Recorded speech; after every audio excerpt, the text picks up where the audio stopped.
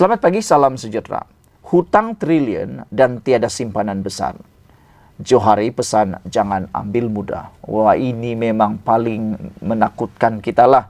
Sebenarnya apabila orang penting, pemimpin negara mula bercakap tentang hutang triliun kita, tiada simpanan besar pula, itu jangan diambil mudah.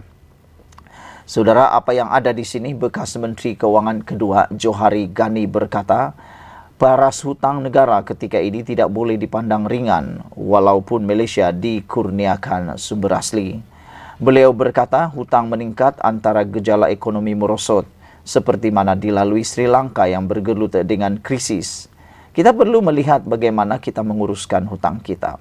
Inilah punca Sri Lanka jatuh, kata ahli Parlimen Tito Wangsa itu dalam Temu Bual FMT. Nisbah hutang berbanding KDNK Sri Lanka melonjak daripada 67% pada tahun 2012 kepada 130% pada tahun 2021 menurut Bank Negara.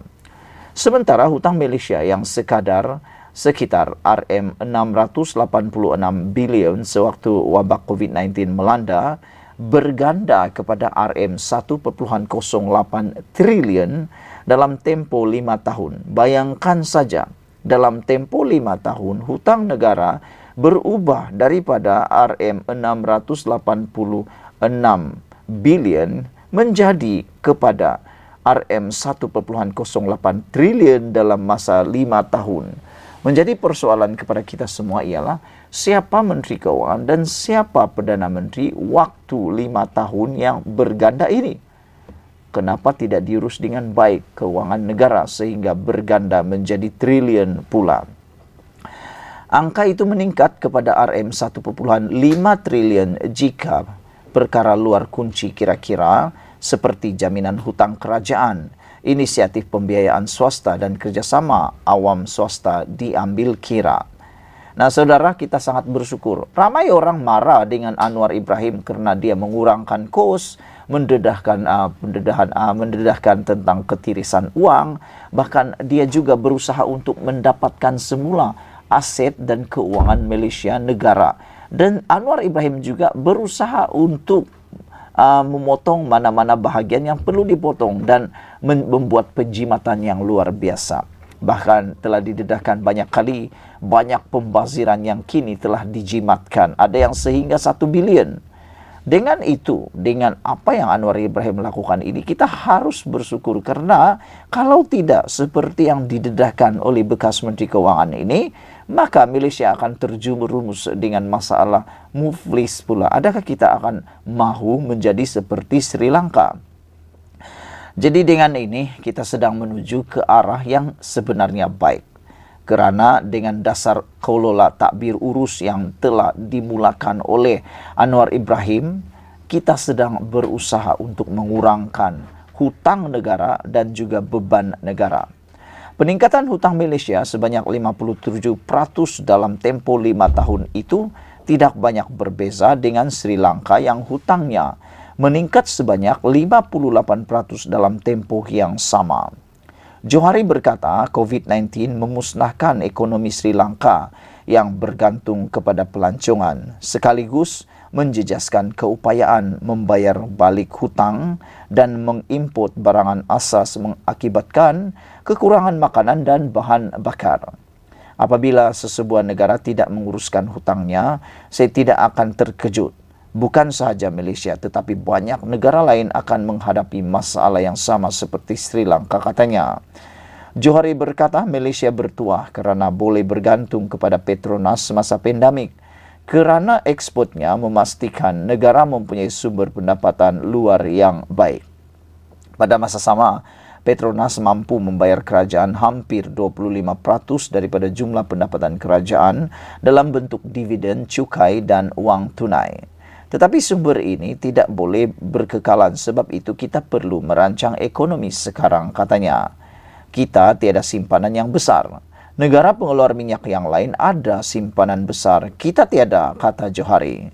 Beliau berkata, jika hutang RM1.5 triliun dan defisit yang membesar tidak diperbaiki, ekonomi boleh jatuh dan menyebabkan generasi akan datang menderita. Johari ketika perbahasan Dewan Rakyat pada Selasa berkata KDNK bertumbuh sebanyak 8.7% pada tahun 2022 kerana kesan asas rendah pada tahun 2021.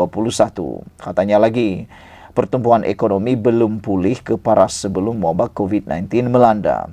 Pada tahun 2021, pertumbuhan KDNK Malaysia sekadar 3.1% berbanding Singapura dan Filipina yang masing-masing bertumbuh 7.6% dan 5.7%. Negara lain pula pulih daripada wabak dengan cepat berbanding Malaysia. Kenapa mereka cepat pulih? Kenapa kita lambat? Mudah saja jawapannya. Malaysia terlalu sibuk politik. Malaysia terlalu sibuk tumbang di sana sini berbanding mau cari pemulihan sepenuhnya. Itu sebabnya penganalisis politik ramai yang mengatakan Malaysia amat lambat pulih kerana kita punya pentadbiran yang lemah dan pentadbiran kita yang sibuk berpolitik dan tidak menumpukan perhatian sepenuhnya, tenaga, keuangan dan sebagainya untuk memulihkan ekonomi negara kita. Secara purata, ekonomi Malaysia sekadar tumbuh 1.9% setahun dalam tempoh 3 tahun. Sebab itu kata Johari, hakikat di lapangan tidak mencerminkan pertumbuhan ekonomi tahun lepas. Beliau berkata, antara kebimbangan terbesarnya ialah pengangguran, berikutan kekurangan pekerjaan di sektor swasta dan berbanding bilangan siswaza baharu setiap tahun. Syukurnya kita ada Perdana Menteri yang betul-betul serius untuk melahirkan bilangan pekerjaan yang terbaru untuk menangani isu pengangguran ini. Anwar Ibrahim betul-betul strict, betul-betul serius dalam menangani masalah ini. Sejak 5 tahun lalu, kira-kira 300,000 orang secara purata menamatkan pengajian di universiti, tetapi terdapat hanya sekitar 93,000 peluang pekerjaan sektor swasta setiap tahun. Ramai siswaza akhirnya melakukan pekerjaan yang tidak setara dengan kelayakan mereka atau di sektor tidak formal, termasuk bekerja dalam segmen P-Hailing atau gerai makanan, katanya lagi. Jumlah penganggur meningkat daripada 1.3 juta pada tahun 2018 kepada 1.8 juta pada tahun 2022. Terdapat 2 juta lagi sektor tidak formal, katanya. Sambil menambah perkembangan itu kerugian besar kepada ekonomi Malaysia. Saudara-saudara sekalian, semua ini sebenarnya bersangkut paut dengan keadaan politik Malaysia yang tidak pernah aman selama 3 tahun. Tidak pernah stabil selama 3 tahun. Namun demikian, sekarang Malaysia ke arah yang lebih baik apabila kerajaan perpaduan yang ada majoriti 2/3 ini sedang menuju ke arah yang lebih baik. Kita berdoa supaya kerajaan perpaduan ini bertahan terus dan terus. Sekian dulu Malaysia kita punya. Kita juga sama-sama cintai Malaysiaku. Kita jumpa lagi. Bye-bye.